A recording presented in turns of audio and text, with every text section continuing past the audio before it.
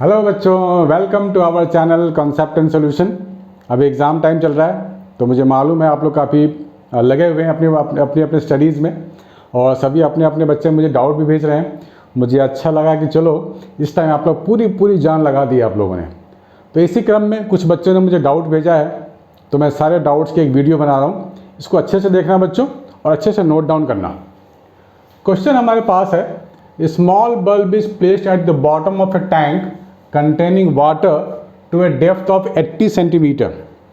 देखो बच्चों, एग्ज़ाम में हो सकता है इसी क्वेश्चन को अलग लैंग्वेज में पूछा जाए कि आपके सामने एक वाटर टैंक है, उसके बॉटम में एक ऑब्जेक्ट है, उस ऑब्जेक्ट का जो लाइट बाहर निकलेगा, रेडियस है, कुछ भी आ सकता है। देखो इस क्वेश्चन को अगर आप कर लेते हो तो इससे रिलेटेड जो क्वेश्चन है बड़ी आसानी से सॉल्व कर सकते हो।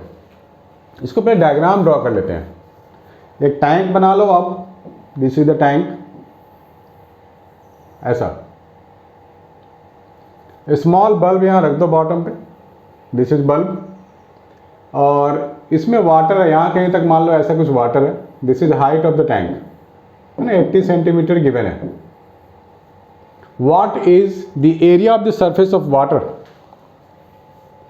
Through which light from the bulb can emerge out. देखो लाइट यहाँ से ऐसा कुछ निकलेगा, दिस इज द रे, लाइट ऐसा कुछ निकलेगा और इसके सरफेस से होते हुए बाहर निकल जाएगा ऐसा कुछ। तो ये चारों ओर होगा ये चीज़। सो इमेजिन करो यहाँ पे बल्ब है, बाहर से लाइट निकल रहा है, चारों ओर जा रहा है, तो आपके पास एक एरिया विजिबल होगा ऐसा, बाहर वालों को एक एरिया दिखेगा ऐसा। यही एरिया की ये डिमांड कर रहा है क्वेश्चन में। Refractive index of water is given 1.33। Consider bulb to a point source, वो तो करना ही पड़ेगा। तो ये डायग्राम आपका बन गया। कभी कभी ये डायग्राम गिवन होता है, find the area of the disc बोला जाएगा कि एरिया फाइंड करो, तो करना वही काम है। लैंग्वेज चेंज हो सकता है, क्वेश्चंस में डाटा चेंज हो सकता है, बट क्वेश्चन आएगा तो ऐसा ही। तो यहाँ से मैं एक नॉर्मल लाइन ड्रॉ कर रहा हूँ, this is perpendicular to this. यहाँ भी आपको नॉर्मल ड्रॉ करनी पड़ेगी। This is angle of incidence and this is angle of refraction. जब ये आई होगा तो ये भी तो आई होगा, ठीक है ना। रिफ्रैक्टिव इंडेक्स, ये वाटर है, पूरा वाटर है तो ब्लू ब्लू बना देता हूँ, ऐसा ऐसा ऐसा ऐसा ऐसा। चलो ये वाटर है, और यहाँ पर हम लोग दिखा सकते हैं this is the radius of this disc. ये जो एरिया बना है उसका रेडियस आर ले लो। यहाँ पर हम लोग स्नेल्स लॉ लगाएंगे, बिल्कुल बेसिक चीज़ें ही लगाएंगे, कुछ हाई फाई क्वेश्चन तो है नहीं। स्नेल्स लॉ में क्या लिखते हैं, रिफ्रैक्टिव इंडेक्स लिखेंगे वाटर का, और आई लाई कर रहा है इसी वाटर में, तो mu into sine i is equal to mu of air into sine r, ऐसे लिख सकते हैं हम लोग। बाहर लाइट निकल रहा है, आर क्या 90 डिग्री है, परपेंडिकुलर है, म्यू ऑफ एयर 1 होता है, तो रिफ्रैक्टिव इंडेक्स ये पूरा का पूरा 1 हो गया, साइन 91, क्योंकि आर तो 1 था, एयर के लिए रिफ्रैक्टिव इंडेक्स 1। तो मुझे ये मिल गया इक्वेशन। अगर आप गौर से देखो तो आपको एक राइट एंगल ट्रायंगल भी तो मिल रहा है ना, this is the right angle triangle. ये आई होगा तो ये भी तो आई होगा। तो साइन आई में क्या लिख सकता हूँ, perpendicular upon hypotenuse, this is height h, hypotenuse क्या हो जाएगा, under root h square plus r square, है ना। दूसरा तरीका ज्योमेट्री का हेल्प ले लिया हमने, sine i r upon this, perpendicular upon hypotenuse, perpendicular upon hypotenuse h square plus r square 1, ठीक है। ये इक्वेशन आ गया। अब हम लोग इसको सॉल्व करके हम लोग निकाल सकते हैं एरिया विजिबल, बोला गया है ना एरिया, तो एरिया तो सर्कल का निकालना है, यानी कि पाई आर स्क्वायर। आप स्क्वायरिंग कर दो both the sides, mu square upon r square equal to h square plus r square हो गया। इसको सॉल्व कर लेते हैं, आर स्क्वायर को इधर ले आओ, ये मिल गया मुझे, आर स्क्वायर कॉमन ले लेते हैं, so h square upon mu square minus 1।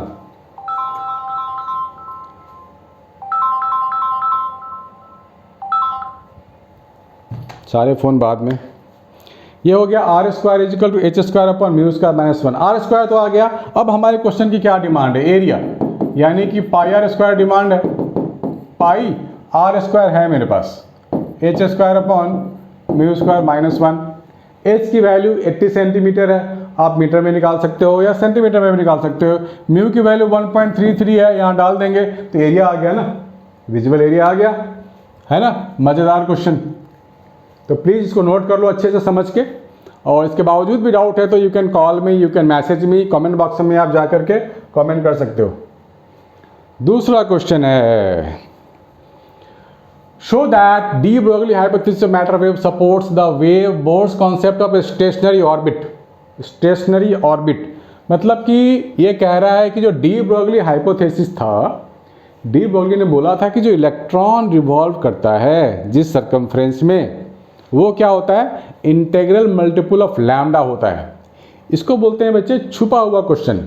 बहुत ही कम टाइम ये क्वेश्चन बाहर आ पाता है।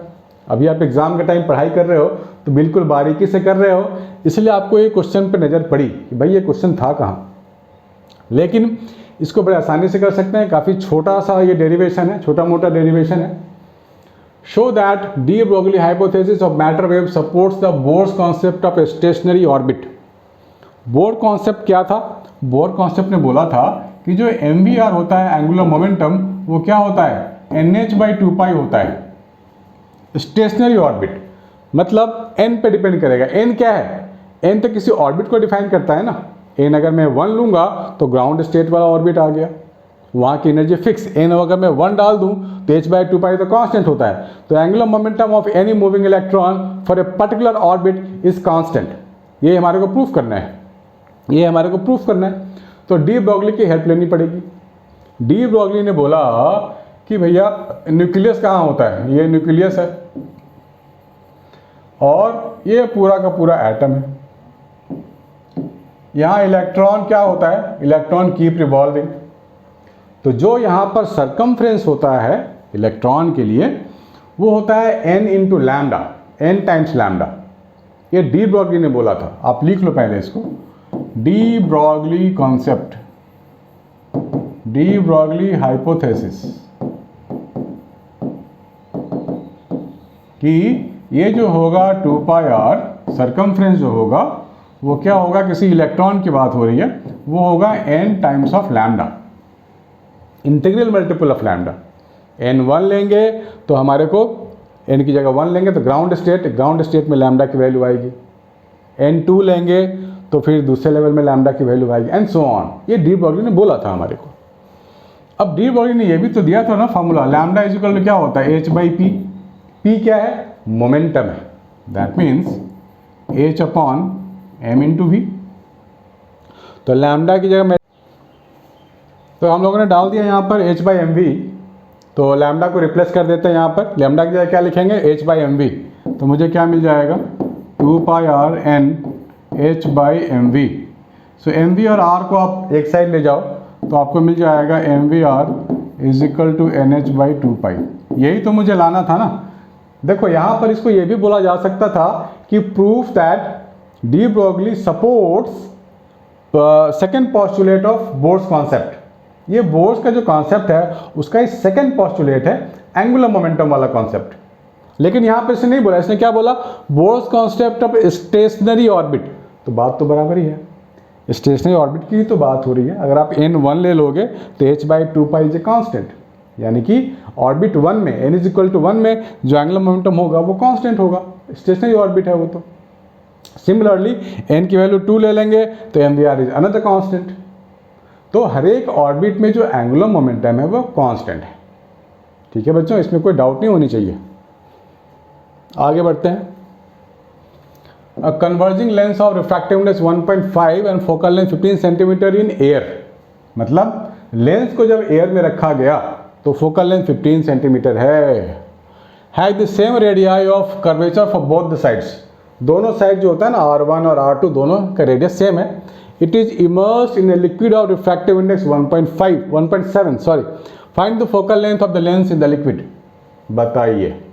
तो आप फटाफट क्या लिखोगे, फटाफट आप लिखोगे lens makers formula, μ2 upon μ1 minus 1 to 1/r1 minus 1/r2।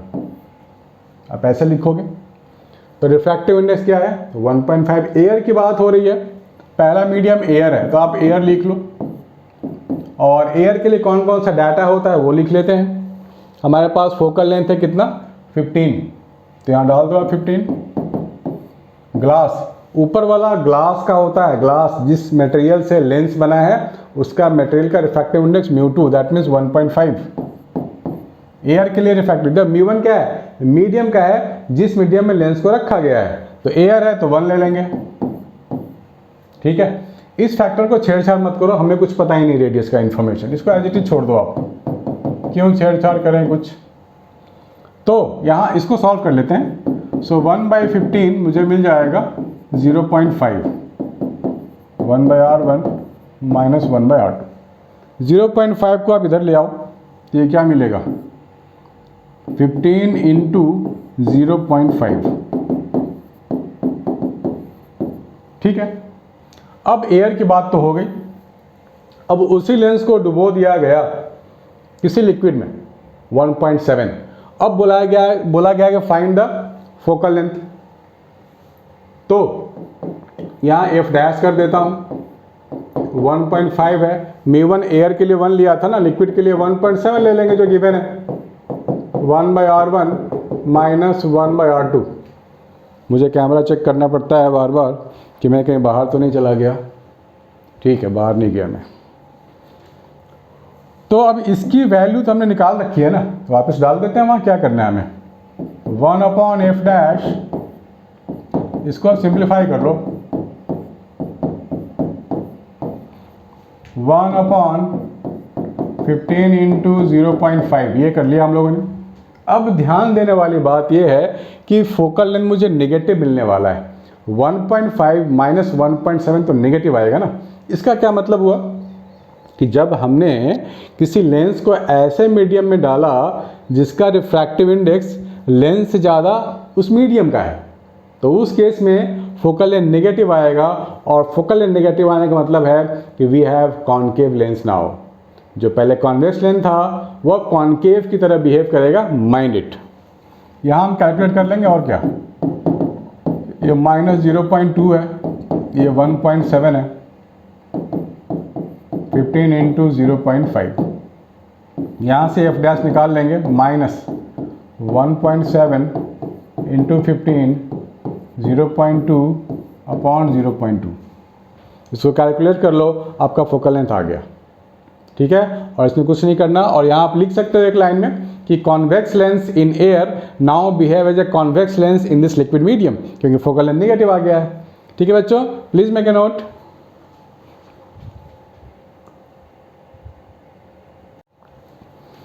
चलो आगे बढ़ते हैं। हाँ, ये क्वेश्चन मैंने हैंड खुद से लिख लिया है, एक बच्चे ने मुझे भेजा, लेकिन ये काफ़ी ब्लर सा था इमेज, तो मैं डाल नहीं पाया इसको यहाँ पे। कोई बात नहीं, इसको कर लेते हैं। डायग्राम आपको सामने दिख रहा है, मैं भी चेक कर लेता हूँ दिख रहा है कि नहीं। हाँ, रे इज कमिंग लाइक दिस, आई है, फिर ये रिफ्रैक्ट होकर अंदर आ गया, ये कोई मीडियम है, ग्लास मीडियम है, रिफ्रैक्टिव इंडेक्स है थीटा ग्रेटर देन थीटा सी, यानी कि जो इंसिडेंट एंगल है ये वाला एंगल वो क्रिटिकल एंगल से ज़्यादा है, तो टोटल इंटरनल रिफ्लेक्शन हो गया। ठीक है, और यहाँ बोला गया what is the minimum refractive index for total internal reflection at the vertical surface. ठीक है, what is the minimum refractive index for total internal reflection at the vertical surface. Vertical surface पे जो टोटल इंटरनल रिफ्लेक्शन होगा उसके लिए minimum refractive index आपको बतानी है। तो सबसे आसान काम, पहला काम तो आप ये करो कि इस सरफेस के लिए, ये जो सरफेस है ना, इसके लिए आप स्नेल्स लॉ लिख लो। लिख लेते हैं, क्या लिखेंगे, mu of air into sine i is equal refractive index of this glass into sine r. ठीक है, अब आपको ध्यान देने वाली बात यह है कि अगर मैं थीटा ले लेता हूँ ये, तो this is what 90 minus theta, तो ये भी तो 90 माइनस थीटा होगा, ये वाला angle r is equal to what 90 minus theta. This is 90 minus theta, this is also parallel line है ना, पैरेलल लाइन ट्रांसवर्सल, तो आपने पढ़ा होगा ये प्रॉपर्टी। तो r को मैं लिख सकता हूँ 90 माइनस थीटा, क्लास 10th का कॉन्सेप्ट है, 1 into sine i mu into sine 90 minus theta. तो ये क्या हो जाएगा, sine of i is equal to mean sine 90 minus theta is always cos theta. ठीक है, तो यहाँ से मुझे क्या मिल जाएगा, कॉस थीटा मिल जाएगा मुझे साइन आई बाई म्यू मिल गया। लेकिन यहाँ से कोई इन्फॉर्मेशन मेरे हाथ लगी नहीं। ठीक है, यहाँ पे गिवन क्या है, theta greater than theta c given है, theta greater than theta c. तो मैं ये भी तो लिख सकता हूँ ना, sine theta will be greater than sine theta c. आप याद करो जब हम लोग डिराइव करते थे क्रिटिकल एंगल, तो लाइन को जो रिफ्रैक्टेड लाइन है वो पैरेलल टू द सरफेस लेते थे ना, ये रे ऐसे आया और पैरेलल ले लिया ऐसा। तो हम लोग ने डिराइव किया हुआ था कि जो क्रिटिकल एंगल की बात होगी साइन थीटा सी, वो क्या होगा, 1/रिफ्रैक्टिव इंडेक्स होगा, है ना, हम लोगों ने किया था इफ यू रिमेंबर। तो कॉस थीटा तो है मेरे पास, कॉस थीटा है तो मैं साइन थीटा के लिए काम कर सकता हूँ और साइन थीटा को मुझे रिलेट करना है। तो आप इसको ध्यान में लेके चलो। कॉस थीटा को मैं क्या लिख सकता हूँ, under root 1 minus sine square theta, है ना। कॉस थीटा को मैंने क्या लिखा है, under root 1 minus sine square theta, that is equal to sine i upon refractive index. ठीक है, तो अगर इसको मैं सिंप्लीफाई कर देता हूँ स्क्वायरिंग बोथ साइड करके, तो मुझे क्या मिलेगा, 1 minus sine square theta sine square i upon mu square. ठीक है, very simple, 1 minus sine square i upon mu square is equal to what, sine square theta. ये भी सिंपल है, स्क्वायर है, साइन स्क्वायर, मैं स्क्वायर यहाँ से हटाऊंगा तो मुझे क्या मिलेगा, रूट मिलेगा मुझे। साइन थीटा है ये, sine theta greater than sine c, sine theta greater than sine c है, यानी कि under root 1 minus sine square upon mu square greater than sine theta c होगा, ये तो ऑब्वियस है। तो साइन थीटा सी को मैं लिख सकता हूँ 1 अपॉन रिफ्रैक्टिव इंडेक्स, लिख लेते हैं।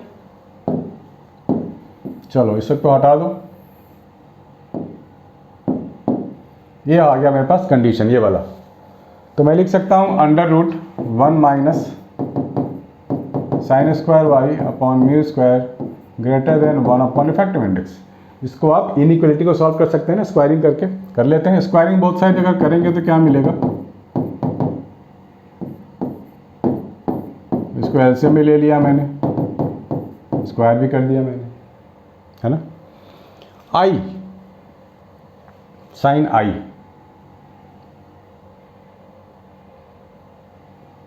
ये तो गया, so mu square minus sine square i greater than 1।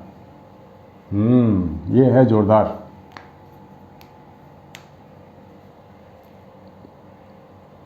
तो यहां पर हमारे को बोला गया minimum refractive index for total internal reflection.